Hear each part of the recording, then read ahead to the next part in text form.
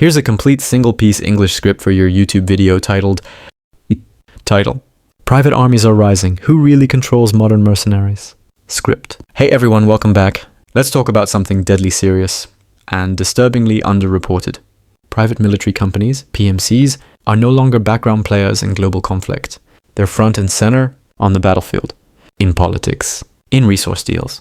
And the question is, who's really in control? You might know names like Wagner Group, Blackwater, or Executive Outcomes, but they're just the tip of the iceberg. From Africa to the Middle East, from Eastern Europe to Latin America, the use of private soldiers is exploding. In Ukraine, Wagner wasn't just a shadowy force. It was one of Russia's most effective battlefield units.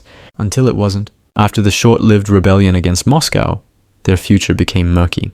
But did the model die? Nope. It evolved. Russia, the US, China, and even Gulf states are now either funding or contracting similar groups to do the dirty work with zero accountability.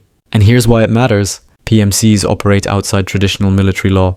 No Geneva Convention. No oversight. No democratic control. A government can hire a PMC to intervene in a civil war, secure an oil pipeline, or even eliminate political threats without ever getting their hands dirty. This isn't science fiction. This is already happening. In Mali, after the French military left, Russian PMCs moved in.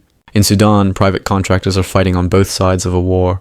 In Syria, in Libya, in Yemen, you'll find these mercenary forces operating under vague mandates and deep political ties. And the West? No better. The US heavily relied on PMCs in Iraq and Afghanistan.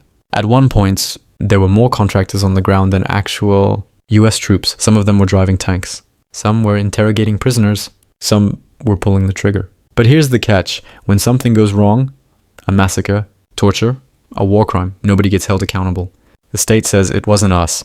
And the companies say, we were just following orders. That's the danger. The rise of PMCs is the outsourcing of war. War without responsibility. Conflict without consequence. And in a world where great powers are increasingly avoiding open confrontation, PMCs become the perfect tool for proxy warfare. So next time you hear about an armed group taking over a city in Africa, or a pipeline mysteriously secured in the Middle East, ask yourself, was it a national army or a private one? Because the lines are blurring.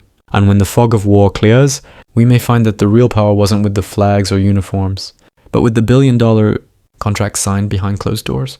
Stay smart. Stay aware. See you in the next video.